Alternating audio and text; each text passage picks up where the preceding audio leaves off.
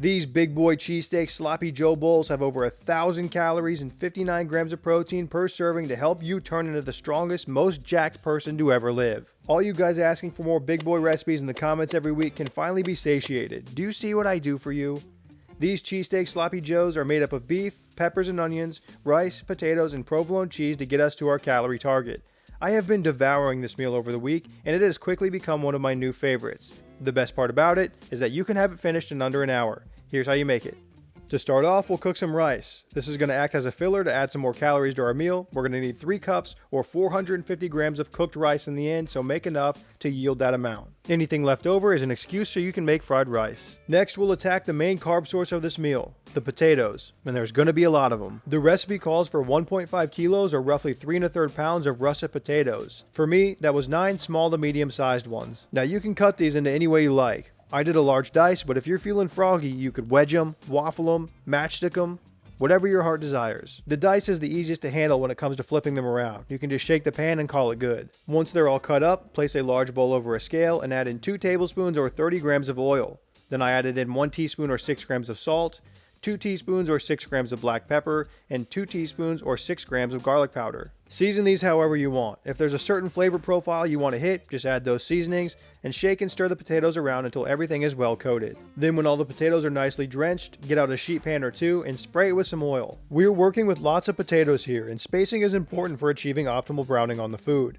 Because of this, it's best to divide these potatoes up between 2 sheet pans to prevent overcrowding and keep the potatoes from steaming. These will go in a 400 Fahrenheit or 204 degrees Celsius oven for about 25 minutes, tossing and flipping around the 15-minute mark. Moving right along, we can cut up the vegetables. I'm using 2 small to medium-sized bell peppers for a total of 250 grams. I grabbed 1 red and 1 green for some color variation, and these get cut into about 1 inch long thin strips. Cutting like this instead of into a small dice will provide a bit more texture in the final dish. If you want them to blend in a bit more, cut them into the dice. Next, I cut up a half of a medium-sized onion or 100 grams worth. I cut this into thin strips to match the size of the peppers so that everything will cook together evenly. Lastly, I minced up some garlic. You'll need 3 cloves or 15 grams total. After everything was chopped, my potatoes were ready to be turned, so I pulled out both trays from the oven and threw the potatoes around a bit. A few of them got a bit toasty in the hot spot of my oven, but no biggie. The tray on the top shelf of the oven when you cook 2 at the same time never browns as nicely as the bottom tray does because they are exposed to all the steam from the bottom rack. All this means is that the top tray will need a bit longer in the oven. Now we can cook up the beef. Place a large skillet over medium-high heat and add in 1 tablespoon or 15 grams of oil. For the beef, we are using 2 pounds or 908 grams of 90-10 ground beef. Add it to the hot skillet and spread it across the surface of the pan. One of the key ways to boost the flavor in this dish is to get a hard sear and lots of browning on this beef. Allowing the meat time to sit over the heat before you break it up is a good way to accomplish this. Not overcrowding your pan is another way, but I'm too lazy to split it up into 2 batches for cooking. I'll deal with the less than optimal cooking technique to save the time. When the beef was ready to be turned, I flipped it over to the other side and started breaking it up into smaller pieces. Let it continue to cook and break it up as needed. Once it's about 90% of the way cooked, you can remove it from the pan and transfer it over to a plate for later use.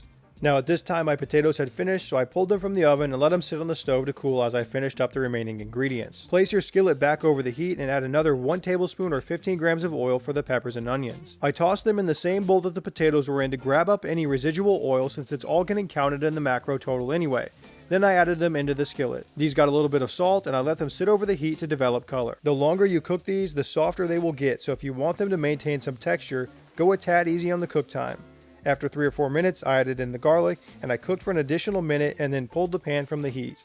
While your beef or these peppers are cooking, you can start to make your sauce. Place a bowl over a scale and add in 1 cup or 240 grams of beef broth. Follow that up with 1/4 of a cup or 60 grams of ketchup, 1½ tablespoons or 23 grams of Worcestershire sauce, 1 tablespoon or 15 grams of Dijon mustard, and 1 tablespoon or 8 grams of cornstarch to help thicken it up. Give the bowl a sturdy whisk until all the cornstarch is incorporated into the liquids. Now with everything cooked and ready to go, we're going back over the heat to bring it all together. If your skillet's not big enough, move everything to a high-walled pot to ensure everything fits. Turn the heat to medium and add in 3 cups or 450 grams of cooked rice as well as all of your beef. Stir this all together to break up any clumps of rice and get an even distribution of each of the components. Once achieved, we can go in with the sauce. Give it one more whisk to make sure nothing settled to the bottom and pour it into your pan. This sauce doesn't need much time to thicken over the heat. By the time you get it all stirred in across the entire pan, it will probably be ready to go. Make sure to give it a quick taste test and add salt and pepper as needed. You'll likely need a small amount since the rice was untouched when we added it. Once you're happy with where the flavor is at, it is time to plate this one up. The recipe is going to make 5 servings, so lay out 5 of your meal prep containers and divide this meat mixture evenly between each of the 5. Push it all to one side to create room for the potatoes, and then divide the potatoes evenly into all the open spaces of each of your containers. Once all the meat and potatoes are evenly divided, in comes the cheese. We're using 10 slices or 227 grams of provolone cheese, so each dish gets 2 slices. Then lastly and optionally for you, because this meal was looking so brown and beige, I added in a touch of parsley for a garnish and freshness. Each serving of these big boy cheesesteak sloppy joe bowls come in at around 1,026 calories and 59 grams of protein. Included in this estimation is 2 tablespoons or 30 grams of ketchup for each dish to eat with the potatoes. Once cooled, you can put their hats on and move them away for storage. These will last for up to 5 days in the fridge. Now for reheating. If you want the potatoes to be crispy, you must reheat them in either the oven or the air fryer. The microwave just isn't going to do it. They're not going to be bad reheated in the microwave, they just won't have the crispy texture.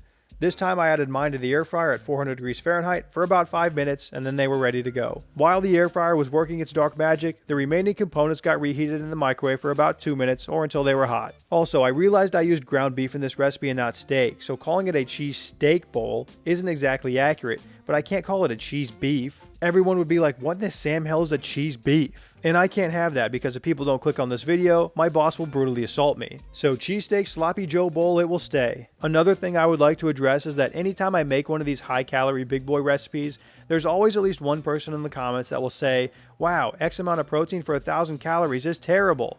And I would like to say 2 things to these people. Number 1, shut the hell up. And number 2, then how much protein do you want, protein boy? Unless you're only eating once a day, there's no real reason to put 150 grams of protein in one meal. There's a good amount of evidence showing that evenly spacing out your protein intake throughout the day is better for growing muscle. On top of that, there is a limit for how much protein is required to maximally stimulate muscle protein synthesis. Any protein in excess of this will be used for energy or other things. And when you're eating in a caloric surplus, you require less protein because all the extra calories are protein sparing. So there's no reason to add more protein to this. It's more expensive, it's harder to eat, and I think a case can be made that it's even less anabolic than having the extra carbs from the rice and the potatoes is.